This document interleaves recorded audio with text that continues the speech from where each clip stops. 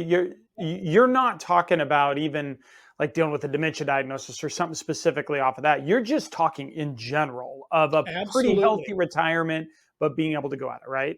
Okay, Yes, I'm great. talking about somebody in need of custodial care. It may not it be frailty if I'm aging, it could be an accident, it could be chronic illness. I mean, there's a number of things that can cause you to lose your independence. And when I say that, what I'm saying is the ability to bathe yourself safely, not somebody to get in the tub and scrub you. I just mean it's not a good idea for you to be home alone and take a shower because you're a fall risk. What about getting dressed? Or what about incontinence? What about transferring, just being able to get out of bed and into the table? What about preparing food, not consuming it necessarily, but just the labor intensity of preparing your own meals becomes problematic.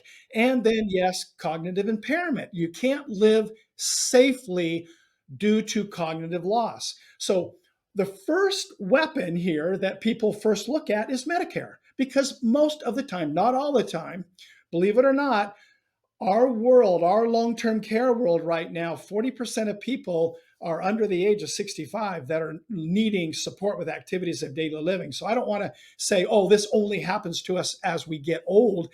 That is not true. It most commonly happens then. That's when we think it's going to happen, but generally on Medicare. So the first call I get from the kids is, Bryan, they're sending mom home. She's coming home and we're not prepared for that. Where's Medicare? Why is Medicare not keeping her in the hospital? Or why is Medicare not paying for some care when she comes home? Here's why.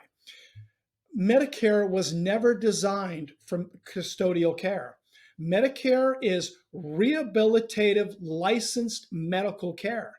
If I need physical therapy, occupational therapy, speech therapy, and I'm receiving therapy, care from a licensed medical professional in hopes that I'm going to regain my independence, Medicare will pay for that at a level. But what happens is if I'm no longer improving, maybe it's a stroke, or maybe it's a cognitive impairment, or maybe it's a condition where no more therapy is going to help me get back to independence, they're sending me home. And the kids are going, oh, well, now what? And the custodial care, which is 94% of all long-term care, is not covered by Medicare. So I'm not saying Medicare is a solve for this. Education about what Medicare does and does not do is still a mystery. And most people, even on Medicare, don't understand.